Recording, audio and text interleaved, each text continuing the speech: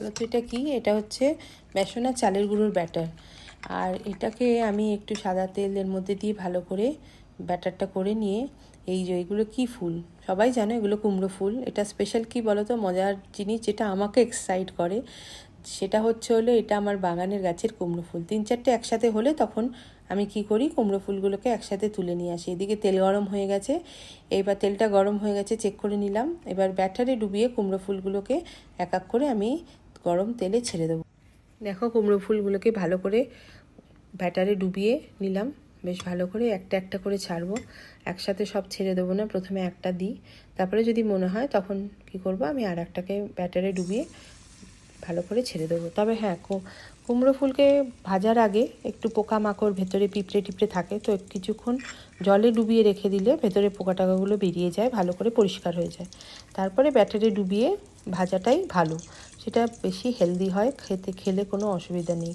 তো দেখো সেকেন্ডটাকেও আমি একটুখানি ভালো করে ব্যাটারে ডুবিয়ে দিলাম, দিয়ে এবার এটাকে আমি কি করব, গরম তেলে ওইটার পাশের একটু ছেড়ে দেবো।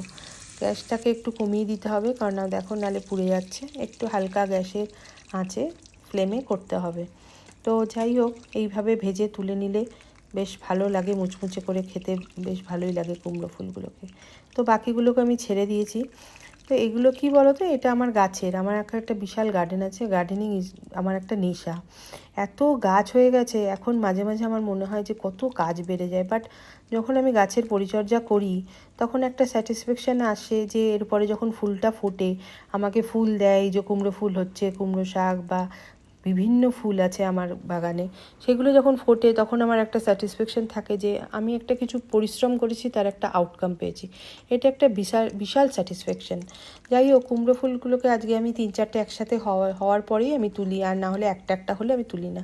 3-4টে করে এরকমভাবে ভেজে তুলে নিই, মাঝে মাঝে খেতে বেশ ভালোই লাগে, নিজের বাগানের একটা বিশাল স্যাটিসফ্যাকশান থাকে। আর বাগান করা যেহেতু আমার নেশা, এটা আমার একটা বিশাল স্ট্রেস রিলিফের জায়গা। দেখো কুমড়ো ফুলগুলোকে ভালো করে ভেজে নিলাম, এবার খাওয়ার পালা। টান টান, দেখো, ওয়াও, ইটস লাভ ইট।